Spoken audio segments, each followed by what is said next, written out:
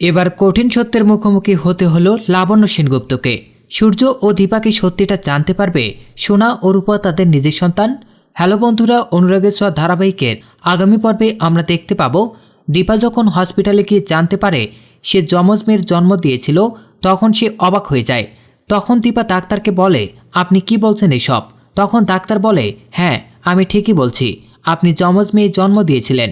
দীপা তখন বলে, আমাকে আমার আরেকটা মেয়েকে খুঁজে বার করতেই হবে। এই বলেই দীপা সেখান থেকে বেরিয়ে যায়। তারপর এইদিকে লাবণ্য সেনগুপ্তর কাছে এসে দীপা জিজ্ঞেস করে, আমার আরেকটা মেয়ে কি সোনা? কেন সোনার গায়ের রং আর আমার গায়ের রং এক? কেন সোনা ও রূপার জন্ম তারিখ এক? তখন এসব কথা বলার সময় সেখানে সূর্য চলে আসে। তখন সূর্য বলে, কি কথা হচ্ছে এখানে?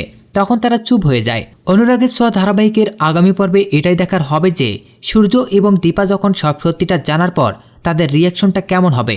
তো বন্ধুরা, আজকের ভিডিওটি এই পর্যন্তই। ভিডিওটি ভালো লাগলে অবশ্যই একটি লাইক দেবেন এবং পরবর্তী আপডেট সবার আগে পেতে আমাদের চ্যানেলটি এখনই সাবস্ক্রাইব করুন।